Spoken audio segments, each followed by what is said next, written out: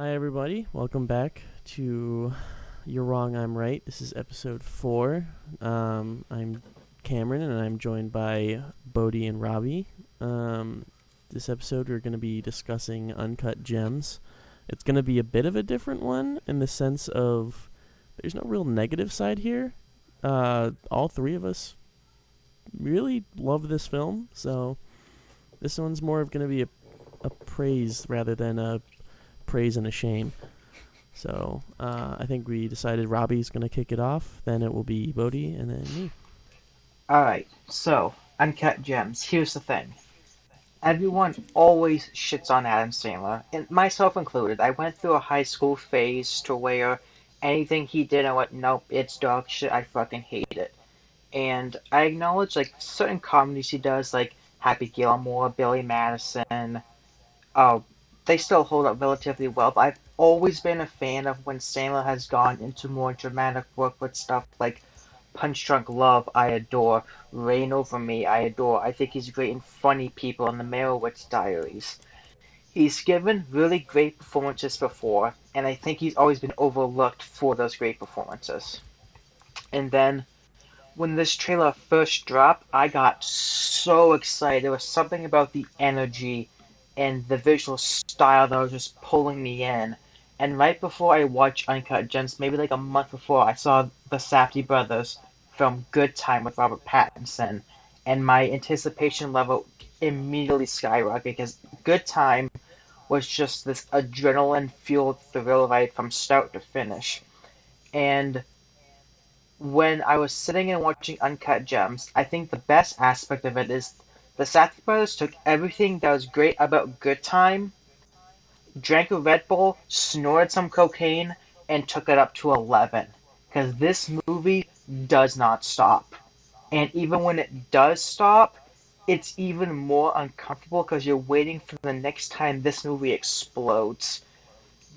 The first time I saw this movie, completely blown away. And the second time rewatching it, there was stuff that I loved even more, but it does lose just a bit of the intensity of from the first time because you know where it all lands up, and even though it's still incredibly hard to watch with some of the really fucking stupid shit that Sandler's character does in this movie, it's still a great watch. Adam Sandler, this was my favorite performance of last year, and with Adam Sandler, and I can still call this my favorite movie of 2019, and this absolutely is one of my 10 favorite movies of the last decade, hands down. I thought this thing was exciting and an absolute thrill ride.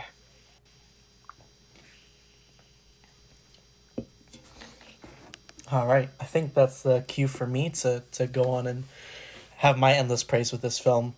Um, First time I saw this was with Robbie back in January, and I remember he and I just like watching it in the theater and just him and I just being next to each other, just being overtly stressed out, like through and throughout, just because the energy of the film is so intense. Like there's rarely any quiet moments in this film. Not that the film doesn't take a moment to breathe. It's just that literally there are scenes where literally like five people are talking all at once, and it's really disorienting. But also like it felt very realistic. Like every the whole I don't know, the performances in this film were just stunning. I mean, obviously I could praise Adam Sandler day in and day out, but I think Robbie did a pretty decent job um, explaining just how amazing Adam Sandler was in this film. His character is just you get pissed off so easily because the dude just can't catch a break. He's never in a situation where he has power except for maybe the very end, and even then that's like His every ego gets time. the best of him. Exactly, every instance that he tries to get an upper hand, it's just always thwarted because he just has the biggest fucking ego in the world. And like you absolutely get why he gets his fate at the end, because all this bullshit that he does could have easily been avoided had he just like stopped and like think about his decisions, but it doesn't. And I think that's a very unique way to, especially for a character that's played by Adam Sandler, it's a very unique direction to give such an individual. The cast in itself is just mind blowing. There are people in this film, like, it felt amazing that Adam Sandler was terrific in this film, and he's surrounded by such an amazing supporting cast as well. Obviously, everybody's high over heels over Julia Fox and how amazing that she looks. She does a really good job in this film, being one of her first live action performances or like first feature films that she's ever acted in, at least. There's a lot of surprising people that you find in this film, just like, what the fuck? What? He's in this film, or like she's in this film. Like Miss Frozen, Idina Menzel is in this as Sandler's wife. Lakeith Stanfield is in this film. He does a fantastic job. Mike Francesa, who is a radio host, is in that movie. Kevin Garnett has a really big role. I mean, obviously, I think anybody who sees the trailer knows that he's a big-ass role. Eric Bogosian, I believe is his name, as Arno. He does a fantastic job in that film. The guy who plays Phil is the most intimidating motherfucker alive. And the weird thing is, that was his first ever performance. The fucking cast, William Richards. Yeah, the casting director fucking found Keith Richards in like a subway in New York, and just like the dude just radiates like Dolph Lundgren if he was like a mobster. Yeah. Yeah. And they were just like, hey, you want to be in a movie? And the dude did, and he fucking kills it too. Like, he's so believable. The Safdies know how to direct actors so well. Even like people that haven't really acted before, which is like almost half the cast, they do such a great job too. And then just like, there's so many other people in this film that like I had to do a double take, because there's some of them in really bit roles. Like, obviously The Weeknd is fantastic. The girl who plays Mantis in Guardians is in this film. It's like a bit role. Yeah, I didn't even realize that was her. What? I'm now looking. I'm at the IMDb page right now. She plays Lexus. Lexus, who is in. She works at Howard Ratner's jewelry spot. Oh. She appears in like a couple of the scenes in the beginning. Okay.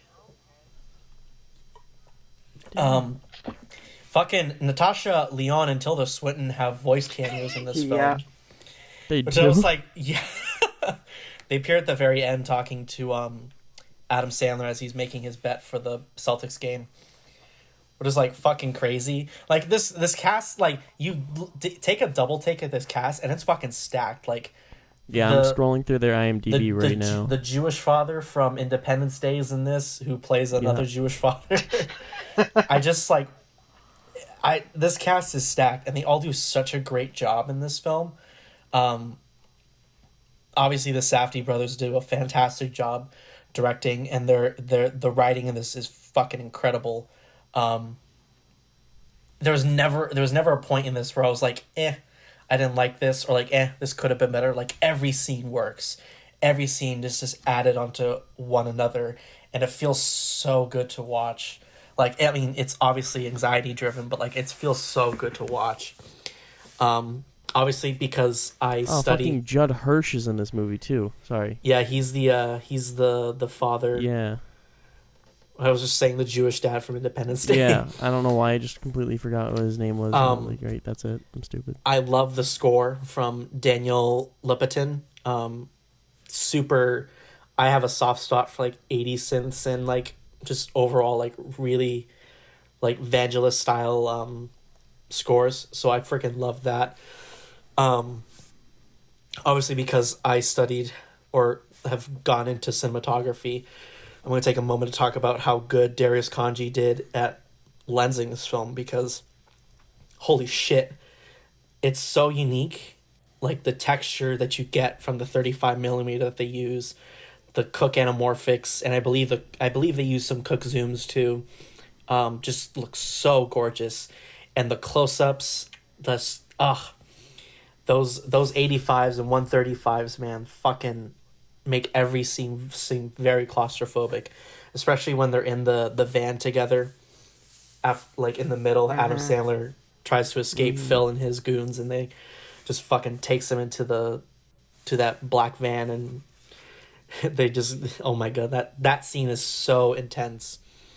And a lot of it is helped just because the Safdie brothers decide to use a lot of telephoto lenses, so the faces are so up close and personal, and it just feels like a little off-putting. It's like, oh, get those fuckers away from me. Yeah, I don't know. I could go on and on about this film, but I really really fucking love this, and I just love the story, and I love everything about it. Easily one of my favorite films of 2019, and I'm so sad that it just got horribly snubbed by a lot of the bigger award ceremonies, but did stellar in the independent ones. Yeah. So like for me, the biggest thing with movies is honestly pacing. Um, because I mean I have ADD, so if I can't get like if a movie starts to get boring, I can get just distracted very easily and just want to leave. This movie has incredible pacing. It keeps you locked in. It's always moving. It's so fast paced. The characters are just so interesting, and so they're all just so sleazy and scummy. They all have like a bit of them where you're just like, what the fuck is going on here? Like they're just terrible people. Every one of them are just terrible people. Oh yeah. And it's just so much fun to see how they all interact in each other's lives, and as in seeing how Howie just kind of fucks up everybody who is around him. Like if you're involved with him at all, you're just fucked. Like there's nothing you can do. Like he's just gonna ruin your life essentially. But like the pacing of this film is just incredible. Like it's like what 2 hours and 15 minutes, 2 hours 20 minutes, something like Yeah. that. I think so, yeah. And it just flies by. It's so good. It's so much fun, and yeah, like both of you have said, the acting is just insane, and I too am very upset about it not getting an Oscar nomination because I thought this movie was way better than Ford vs Ferrari, and it should have been in the running for Best Picture over that, 100%. But I love Bodhi Ferrari, um, but we can discuss that another day. I did too, but I thought Uncut Gems Oh, yes, yes. was much better. Was a much better film, and I thought it should have been. I'm not saying that Ford vs Ferrari shouldn't have gotten the nomination. I'm just saying if I had to choose between that and Uncut Gems would have been in there, like in a I think heartbeat. Uncut Gems, like, this is the most difficult part. Is I don't like using the term snub when it comes to the Academy Awards because I think it's an overused term. Because, like, even though I would have voted Adam Sandler to be nominated, there was, like, that category was so stacked. I can understand Mm. why he didn't get it, but I don't see there being any reason why the editing and the sound design would not recognize. Because the reason this movie feels like an absolute panic attack is because of the quick cut editing and, like how Bodhi mentioned, every single character talking over one another rips your nerves to pieces. Like I remember when I started this the second time, and the first scene with Santa walking through his jewelry store, it was taking me such a long time to adapt because it's just sensory overload.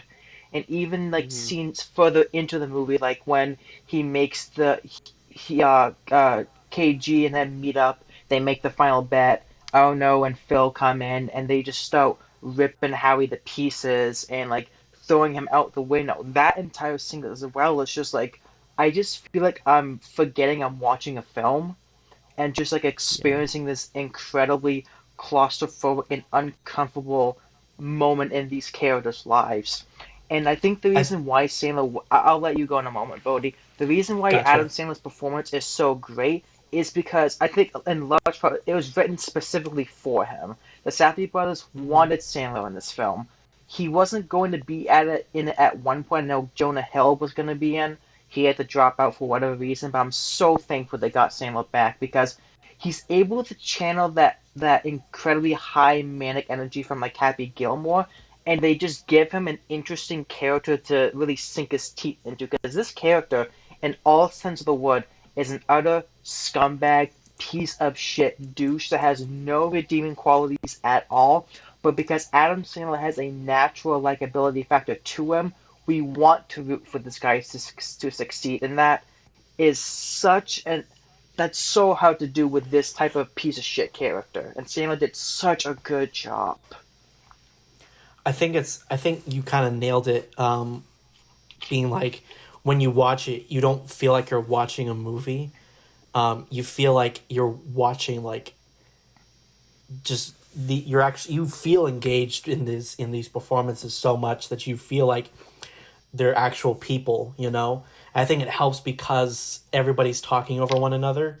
Like, that's something that is realistic, where like they're all trying to like everybody's trying to be like the dominant force in the in the field, and like you kind of feel that like everybody's trying to stray for dominance in a lot of these scenes, and how he just keeps getting fucking shot down every goddamn time, and eventually that's literally what happens to him, you know. But There was so much swearing in this movie that you just kind of forget they're cursing as well. yeah, it's just like it's just a Yeah. comma. They're just saying fuck, but it's a comma.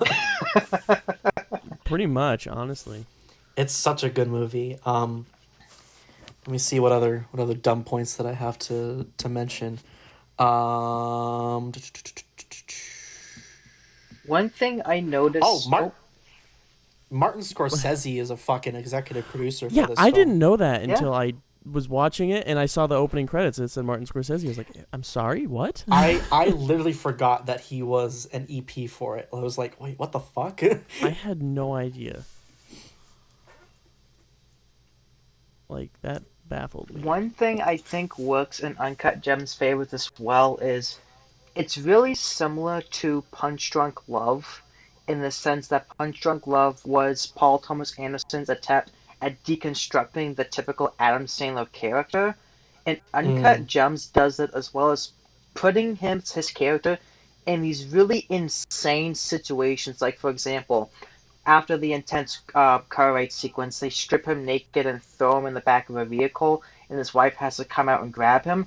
That to me feels like something that would have been in like a mid 2000s Adam Sandler comedy, but it's just Hmm. amped up and just played more serious, and it completely works as well.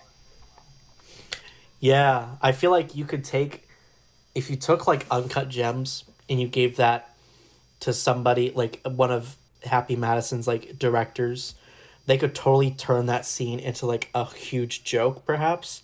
But here it's like, oh, it's so fucking ugh, because it feels so real. Because you feel like they're actually threatening Adam Sandler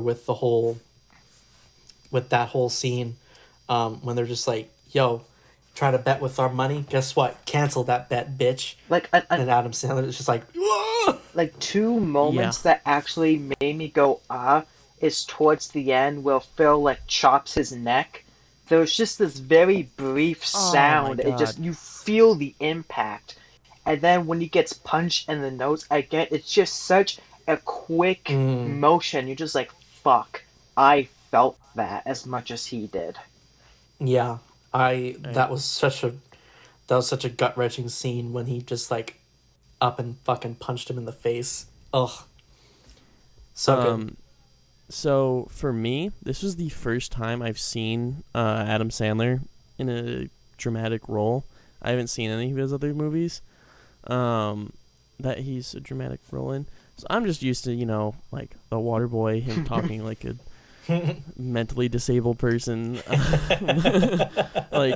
the Adam Sandler that I'm used to. I'm used to Jack and Jill Adam Sandler. Yeah.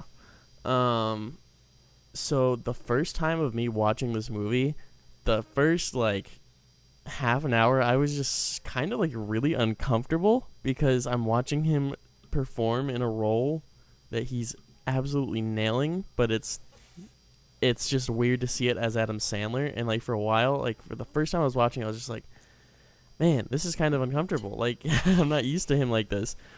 And then as the movie just kind of went on, I kind of just got more comfortable with it, more comfortable with it, more comfortable with it, and I was Yeah, like, damn, he really killed I that. forgot And Adam then Sandler was in the movie at one point. I just, that's what I was yeah. about to say. As I was watching it the second time, I was just like halfway through the movie, I was like, fuck, that's Adam Sandler. Like I forgot that was Adam Sandler. I was like, that's That's just crazy. that's when you He's so know good. that's when you know an actor like killed it in a role, when you just like kind of forget about them and all their past like roles, and you're just like, oh shit, this dude can fucking act, you know?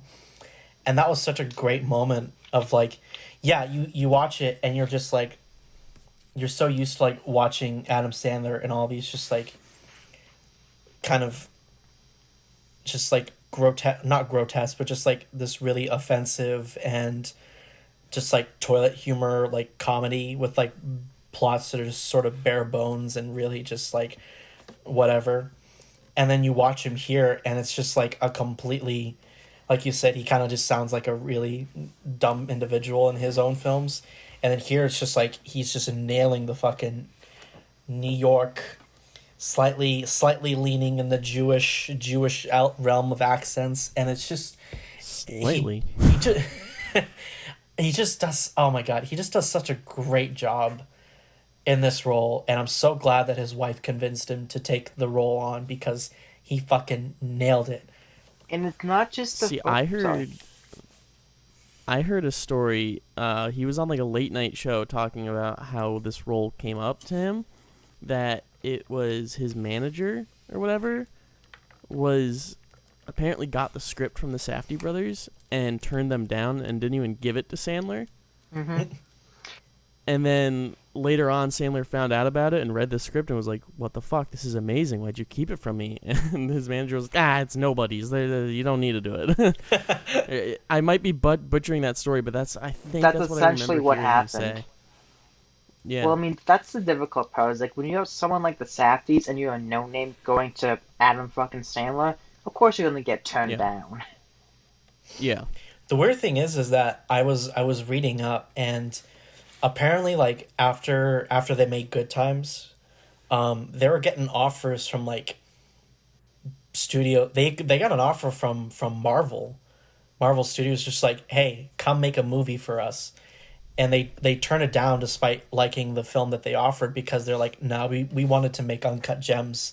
This was our passion project. So they literally were just like, they were gonna do it had they not wanted to make Uncut Gems.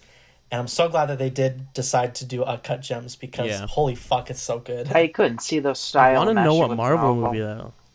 I couldn't either, but I want to know which movie it was. I'm really curious too, because it's like it was Captain Marvel. When you look at their slate, Adam Sandler in Captain Marvel. Adam Sandler plays the fucking cat.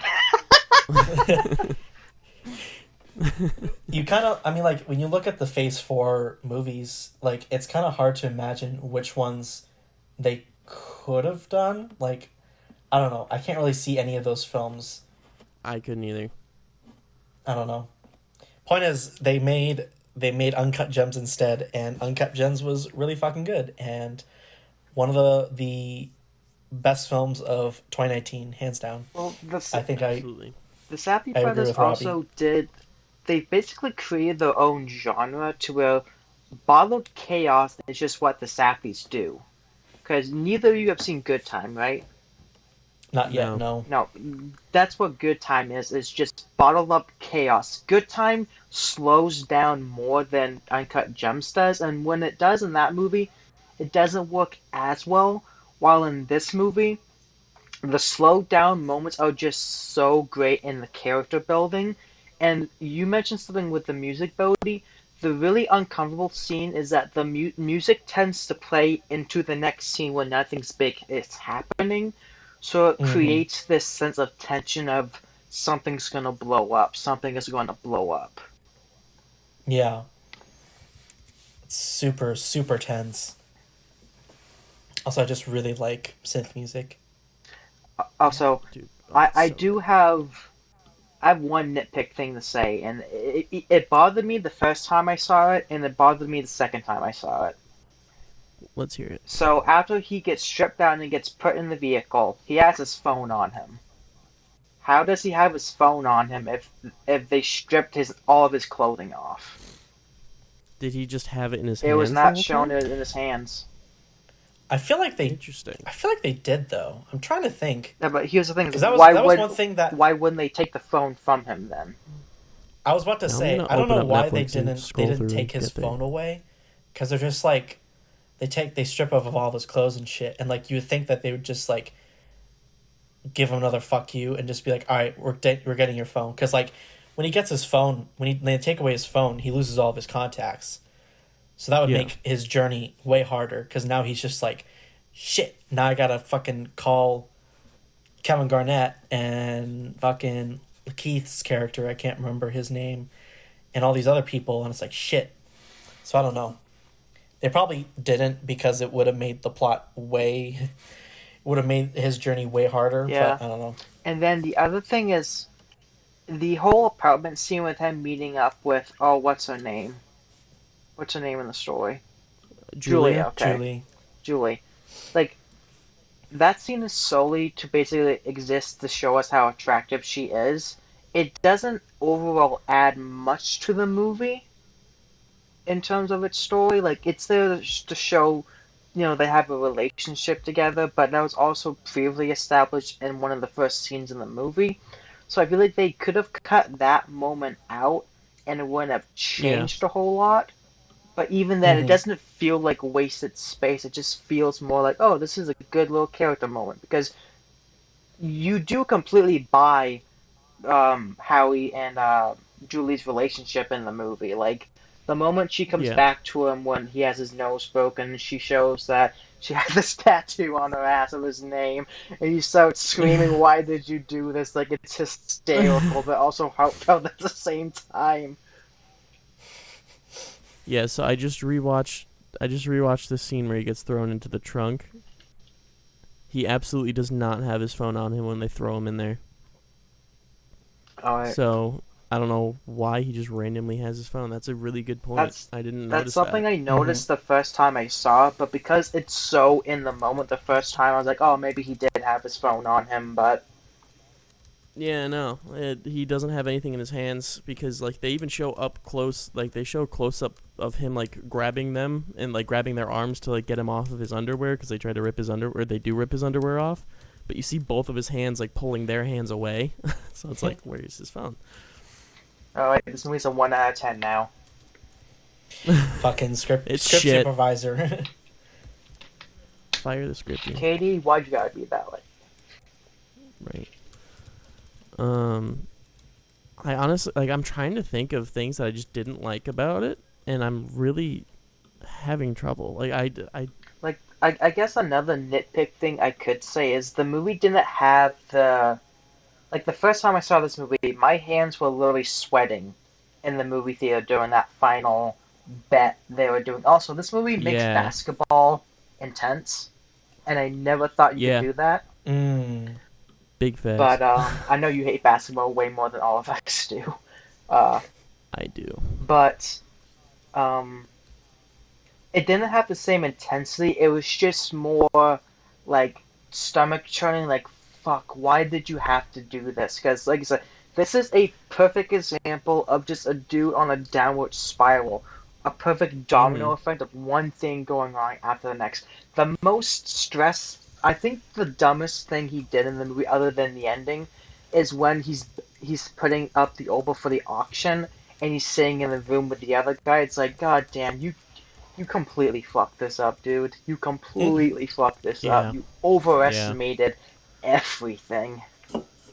Dude, that scene had me stressed out. The scene when they say that they canceled his bet on him had me stressed out. And then the fucking, obviously that entire last scene, like, the first time I was watching it, I couldn't sit comfortably in my seat. Like, I was like, I need to get up and walk around right now. Like, I can't just sit here and watch this happen. I need to, like, yell at the screen like, you fucking idiot. That's the thing, is like, you just want to audibly yell at him, because he's such a fucking idiot. He suffers from big dick energy.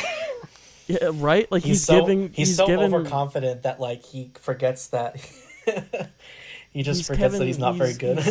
He's giving Kevin Garnett this pep talk, and in this same pep talk, he's giving himself a pep talk where he's like, fuck, yeah, let's bet on it. Let's do it. And it's like, you have the money, you need to repay them. Just stop talking. Stop talking. They're right in the other room. Just go give them your money, and then you're fine. But no, he had to show them off, and then it all led to the That's another thing. The ending to this Goddamn. movie, I literally gasped. I was like, I absolutely saw it. Like, I thought he was gonna, die in this movie.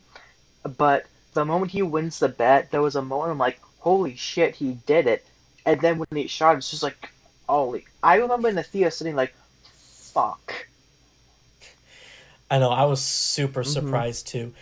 First I off, just that didn't know what to expect after that. I was like, I know this is the end, but I was like, but like, what the fuck? Like, I that was like, that I don't shot know. as well when Phil like literally he yeets him and he falls and his body falls to the ground.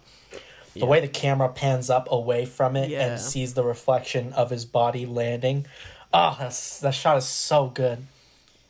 I was I also just, really surprised, like, and then Phil just like yeets Arnold or Arno too, just Hmm. because Arnold was like freaking out. He's just like, "What the fuck? You fucking got us all this money, you idiot!" And Phil's just like, "I'm tired of this shit." It's even more uncomfortable because Adam Sandler's never died in the movie before, and this is the first time it's ever happened. So, really? yeah. Yeah, So Interesting. he never. it playing out like that just made it even more uncomfortable because it's like, shit, it just never happens. It's like seeing Tom Cruise die in a movie. It just doesn't happen. Yeah. I feel like I feel like that's probably happened though in like At some his point, early career. yeah, but I also love just, I don't know, back to that last scene. Like, it's how abrupt it was. Like, how he lets him into the door and it was just boom, killed him, done. mhm. It gives the audience a false sense of hope when like he gets what he wanted all along. Like he finally won that big bet, and he's now rich enough to pay himself back and his everybody else that he owes like twice over, and he still gets fucking killed at the end. And I think that's just such like a gut punch. Where it's like, oh shit, you know. Yeah. It hurts because Yeah. it's like he absolutely got what he deserved, but it's like he still wanted him to do it, and he died with a smile on his face. That's right, He did, baby. yeah. God, that scene is just so chilling. Like, it's just, Like then there it's were so so many uncomfortable. like bits of dialogue. I love when Phil asks him, "Are you having fun?" He just laughs and goes, "Yes." Like this movie Yeah. has so many Yeah. like fun quotes, and I do love how Julie ends up. Holy shit, I'm gonna fucking come. Yes, That might be the most uncomfortable I've been in the whole movie, actually. that line. Yeah. Did you notice how And dilated his eyes get when he says it? no. His eyes get so dilated when he says that line. Holy shit, I'm gonna come. I just love the response of, "Oh fuck you, man."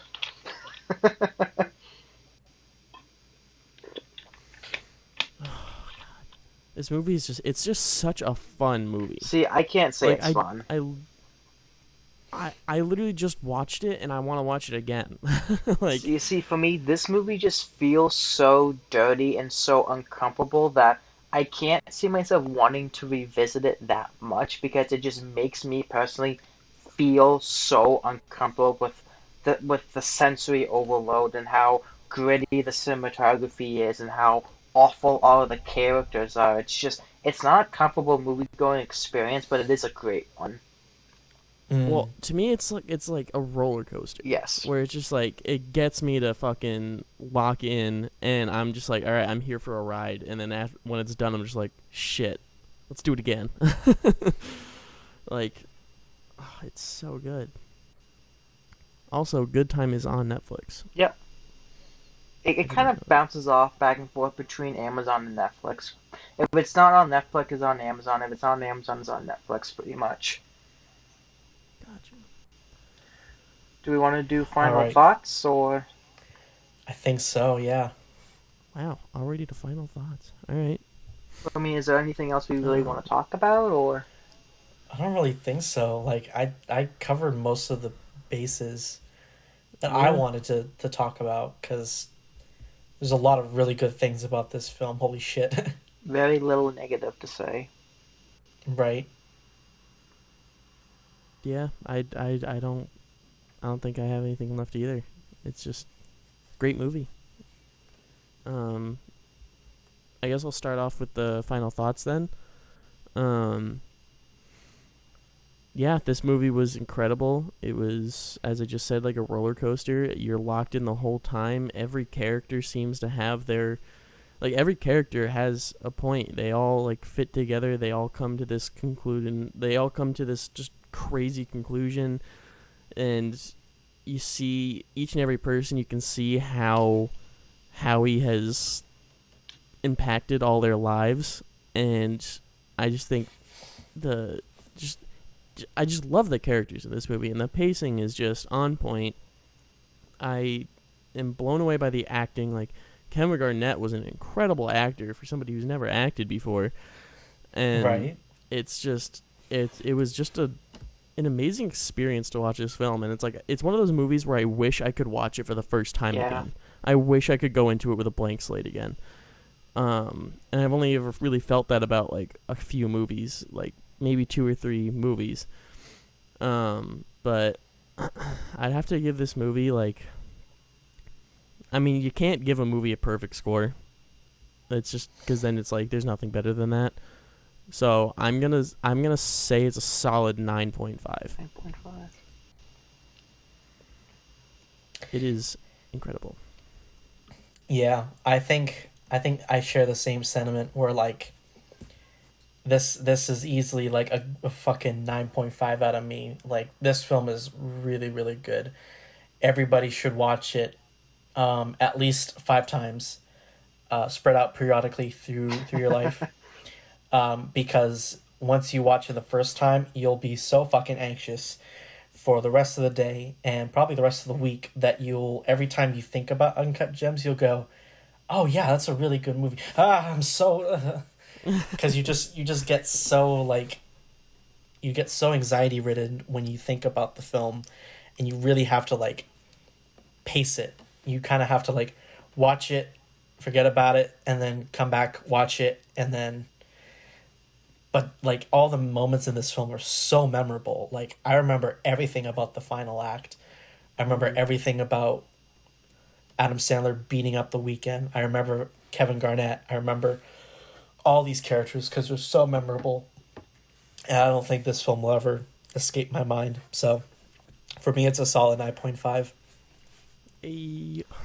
And for me, I mean, like I've said, this was absolutely, like, hands down my favorite movie of 2019. Howard Ratner is my favorite movie character in the past couple of years. The dude is fascinating to watch. I love following him the entire time. Like, the dynamic between him and his kids and his wife is, like, heartbreaking, while the stuff with Julie is, like, heartwarming and yet dirty because you know he's still a piece of shit cheating on his wife and kids. And then, like, it makes you wonder, like, what type of shit he had to do to piss off, I don't know, who's, like, his father-in-law, essentially.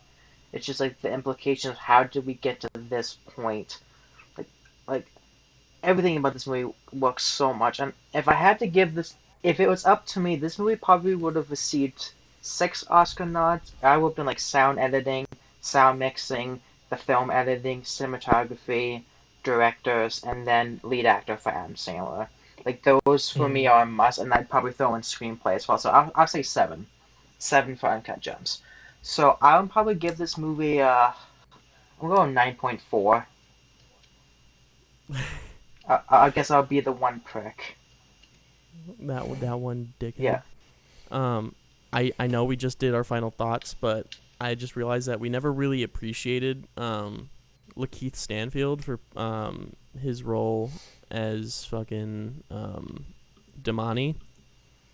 Oh, he's so good in that film. So good. And I was like, I don't know why, but I was like, he looks really familiar. And then I just went onto his IMDb page and I was like, oh shit, he was that other cop in Knives Out. He was Lieutenant Elliot in Knives Out. He's in Knives Out. He's in Get Out 2. He plays one of the like he's fucking he's a really good actor, and I like I'm looking at the stuff that I've seen him in where because I was like he's Sorry so to Bother familiar, You. and it's just like I love him in all of that. I still haven't seen Sorry to Bother You, and I really need to. So yeah, So So I heard good. it's really Uncut good. Gems average 9.46 out of 10 for us. That's gonna be a pretty hard score to beat. Nice. That is. It's going to be very hard to beat. But I don't know. It depends on whatever movie we pick next. Transformers 5, right, mother guys? Oh, fuck. No, please don't. I mean, we could. I haven't seen it yet, so I feel like you know? we would need to do an entire franchise review. Retrospect. Oh, fuck. my That means we God. have to watch all five five Transformers movies. That's gonna be films? like a 3-hour-long episode. I'd Are rather you kidding die. me? I'm not fucking I don't doing think we that. could handle doing a 3-hour-long episode. Oh, I could. I mean, Especially, the only thing I have to worry especially about is losing my voice. I was about to say, I think or your internet. all that. Yeah, I true. feel like that entire 3 hours would just be Robbie screaming at the top of his fucking lungs, being like, "Why did they make this fucking movie?" And Cameron are just snickering in the background. Yes. But yeah, so I just wanted to toss that last thing in because Lakeith Stanfield is an incredible actor, and I loved him in this movie too. So yeah, I think that about wraps it up. I don't know, is Transformers 5 now what we're gonna No, be I doing? thought Is that, we like, a wanted. thing? Please, I fuck thought no. we Okay. wanted to do like a certain DCEU setup. Right, yeah. So we're gonna do something DC related. Might be. I think we're gonna do Man of Steel. Yeah. Alright. Sounds about right. So, episode 5 will be Man of Steel. Thanks everybody for listening again. We're kind of still working this stuff out, so it seems like we're gonna be doing more shorter episodes. Like the first 2 episodes were over an hour, but I think that was really because we were talking about multiple movies. We all had very different opinions on Yeah. those movies, so So I think for the most part, it seems like these are going to start to average out around 40 minutes to an hour, I would say. Mm. But thanks for listening, and talk to you next week. See you later, everybody. Bye.